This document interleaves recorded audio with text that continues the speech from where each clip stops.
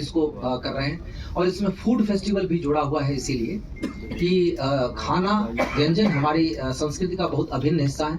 हम प्रयास कर रहे हैं कि हमारे सभी जो विविध रूप हैं व्यंजन के भी, हमारे मंडल से लेकर और बाहर तक के सभी को उस विविध रूप के भी दर्शन हो। हमने पीछे जब नवमी भोज किया था तब ये बात आई थी कि हम फूड फेस्टिवल भी हमें रखना चाहिए, तो हम उसको इसमें शामिल कर रहे हैं। यहाँ के लोकल लोगों को भी इसमें भागीदारी करा रहे हैं। उसमें विभिन्न स्वरूपों में उनका दायित्व भी तय कर रहे हैं। पीछे मैंने साहित्य, जो यहाँ के साहित्य प्रेमी हैं, साहित्यकार हैं, उनसे भी परिचर्चा की।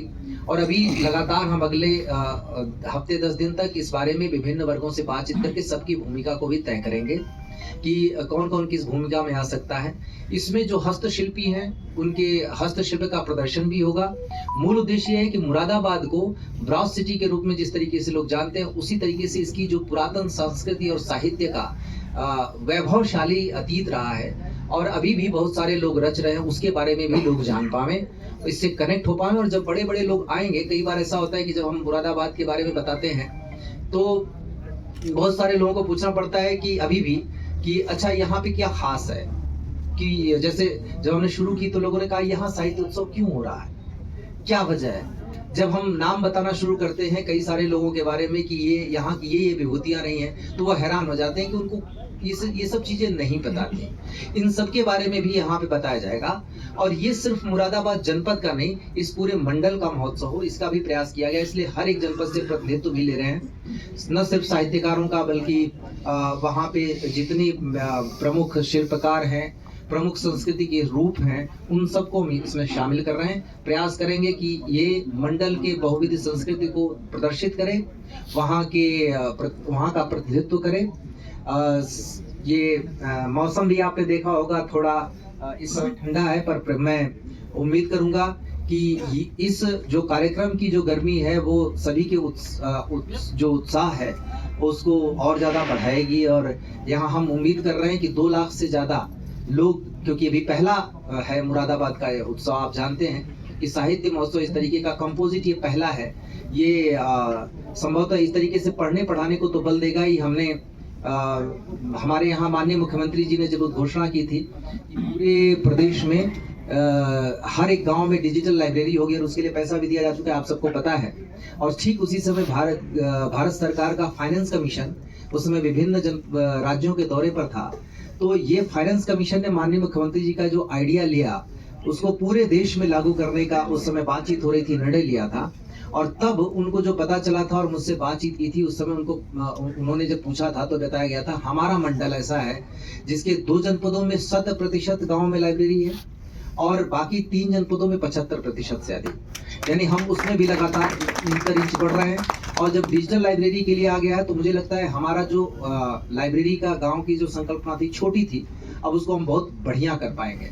तो ये जो पुस्तक मेला है उस चीज से भी जाके कनेक्ट करता है जो माननीय मुख्यमंत्री जी का ये आइडिया है। पर सबसे ज्यादा संस्कृति के रूप बारे में लोगों को परिचित कराएगा कि माँ सरस्वती की पूजा सिर्फ पूजन नहीं है, वो एक साधना है। वो साधना आप किताबों के जरिए करते हैं, आप कला के जरिए करते हैं, आप साहित्य के जरिए करते हैं, संस्कृति के बहुत सारे रूपों के जरिए करते हैं। मैं अपने सभी माननीय जनप्रतिनिधियों का जो यहाँ पे उपस्थित हैं, मेरे कहने से महापौर जी मेरे बगल में हैं, विधायक जी मेरे बगल में हैं, माननीय गोपाल अंजान जी हैं, माननीय अध्यक्ष जिला पंचायत हैं, माननीय अध्यक्ष यहाँ पर भाजपा के हैं और नगर अध्यक्ष जी भी हैं। मैं इन सब लोगों की उपस्थिति आज यहाँ पे इस बात का इस द्योतक होगी कि समाज के सभी वर्गों का प्रतिनिधित्व भी यहाँ पर होगा, उनका आगमन भी यहाँ पर होगा। और मीडिया के हमारे सभी बंधु जब यहाँ पे उपस्थित हैं तो मैं आपसे आपके माध्यम से मैं ये भी चाहूँगा कि ज़्यादा से ज़्यादा लोगों तक ये बात जाए ताकि यहाँ पर ज़्यादा से ज़्यादा लोग आ सके। पहली बार हम कार्यक्रम कर रहे हैं, निश्चित रूप से मैं पहले ही कह रहा हूँ कि हो सकता है कमियाँ होंगी, बहुत सारी कमियाँ हो सकती हैं, बहुत सारे लोगों से हमें सपोर्ट लेना पड़ सकता है। बहुत कम समय में कार्यक्रम कर रहे हैं, इसलिए भी हो सकता है कि बहुत सारी चीज़ें छूट रही हों। अगर आप सभी का सहयोग रहेगा तो शायद ये हम एक ऐसी परंपरा बना लेंगे। और जैसा माननीय महापौर जी ने एक व्यवस्था कर दी है, मैं ये आशा करता हूँ कि निकट भविष्य में हर वर्ष हम एक ऐसा उत्सव करने में सफल होंगे जिसमें बाद में धीरे धीरे जब ये प्रसिद्ध हो जाएगा तो हमें इतना ज़्यादा इन्वेस्टमेंट की जरूरत भी नहीं पड़ेगी और इतना ज़्यादा प्रयास करने की भी जरूरत नहीं पड़ेगी। तब बहुत पब्लिसिटी से, क्योंकि समय तय है कि ये सरस्वती पूजन के दिन होगा। एक जो दो आयाम जो इसके छूट रहे हैं वो मैं आपको बताना चाहता हूँ। बसंत उत्सव शुरू हो रहा है सरस्वती पूजन के समय ही, जो हमारी संस्कृति का बहुत बड़ा हिस्सा है। लोग वैलेंटाइन डे मनाते हैं पर उनको ये नहीं पता कि बसंत उत्सव 1 महीने का हमारे यहाँ पहले ही उसके लिए है। जो लोग एक दिन का वैलेंटाइन मनाते हैं उसको पता नहीं वैलेंटाइन डे का अर्थ भी पता है कि नहीं है। लेकिन बसंत उत्सव इस बात का है जो प्यार का द्योतक है, जो विद्या का द्योतक है, जो साधना का द्योतक है, जो हमारी संस्कृति के बहुत मूल रूप का द्योतक है। जिस समय फूल खिलना शुरू होते हैं, जिस समय प्रकृति भी धीरे धीरे बदल रही होती है, कलेवर बदल रही होती है, इसलिए उड़ीसा इस बात का द्योतक है कि ज्ञान का दीप जले, यहाँ फूल खिले, उस तरीके के ज्ञान के नए फूल खिले और हमारी जो अगली जनरेशन है उन बच्चों को किताबों की तलाश में बाहर न जाना पड़े, उनको यहीं बैठे बैठे सारी किताबें मिल जाएं। अभी शुरुआत है, हमने करीब 50 से अधिक पब्लिशर्स से सब तरह से जा रही है। इसलिए संस्कृति के मूल में और संस्कृत के मूल में पढ़ना है, संस्कृत के मूल में कला है, संस्कृत के मूल में साहित्य है। इसी को मूल में हमने रखते हुए इसको उड़ीसा नाम दिया जैसा कि आपने कहा। और इसको मुरादाबाद के जो प्राचीन नाम था चौपाला, उसके नाम पे चौपाला साहित्य उत्सव, इसका साहित्य उत्सव के तौर पे इसको सेलिब्रेट कर रहे हैं। इस पे काफी दिनों से काम चला था। इसके टेक्निकल चीजों पे हमने सांस्कृतिक कार्यक्रम भी इसमें रखे हैं ताकि उसका उद्देश्य दो है। एक तो संस्कृति का एक पहलू शामिल होता है, दूसरे यूथ यहाँ पे आवे। मूल रूप से ये बुक फेयर है जिसमें हम बहुत सारे पब्लिशर्स को यहाँ पे बुला रहे हैं। तो पढ़ना हो गया। सरस्वती पूजन का दिन 23 तारीख को है और माँ सरस्वती की पूजन के ठीक एक दिन पूर्व 22 तारीख को हम इसकी शुरुआत कर रहे हैं। माँ सरस्वती के पूजन के लिए अलग से पंडाल है इसमें और बुक फेयर है। भारतीय संस्कृति का पूरा प्रदर्शन है, उसमें भारतीय संस्कृति के विविध रूप लोगों को देखने को मिलेंगे।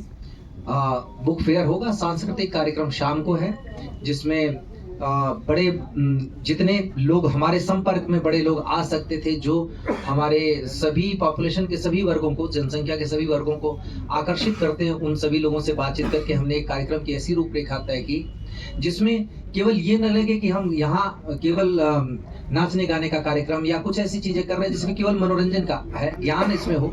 तो जो कार्यक्रम सांस्कृतिक कार्यक्रम भी चुने हैं वो उसी तरीके से चुने हैं जो लोगों की अवेयरनेस पर ज्यादा फोकस करें।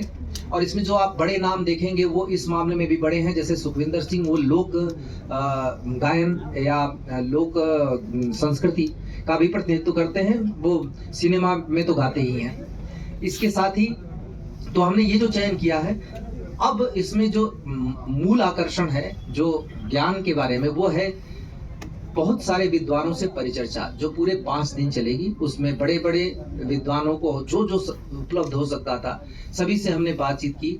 उसका पूरा एक पैनल बनाया जिसमें विभिन्न मुद्दों पर चर्चा होगी जो ज्वलंत हैं हमारे लिए, संस्कृत के संदर्भ में, साहित्य के संदर्भ में, कला के संदर्भ में। उन सारे लोगों को बुला रहे हैं। पूरा 5 दिन का पूरा पैक रहेगा। सुबह 10 बजे से प्रारंभ होकर, जिसमें बच्चों के लिए वर्कशॉप है।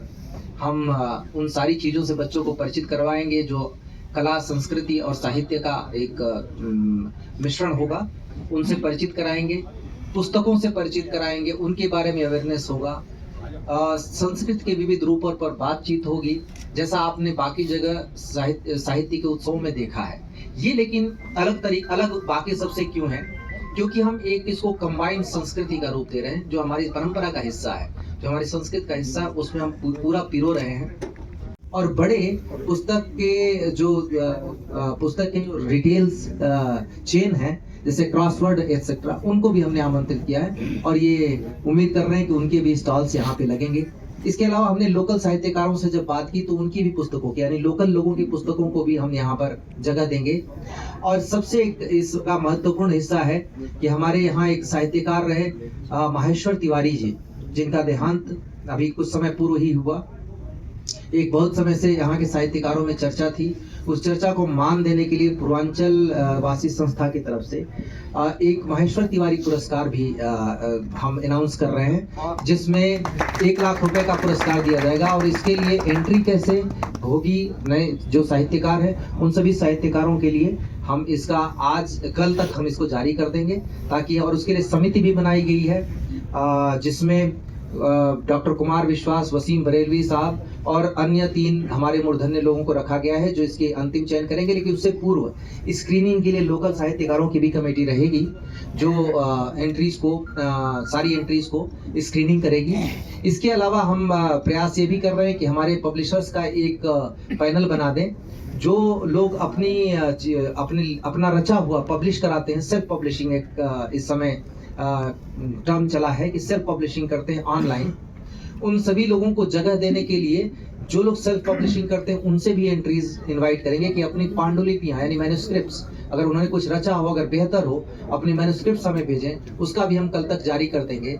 हम पब्लिशर्स का एक ग्रुप बना के हम प्रयास ये करेंगे कि कोई ना कोई पब्लिशर उनकी पुस्तक को उन कॉपीराइट के साथ पब्लिश करने के लिए तैयार हो जाए, बिना किसी खर्च के उनके। और इस तरीके से यहाँ पर जो लोग हमारे हैं उनको भी एक आवाज़ मिलेगी।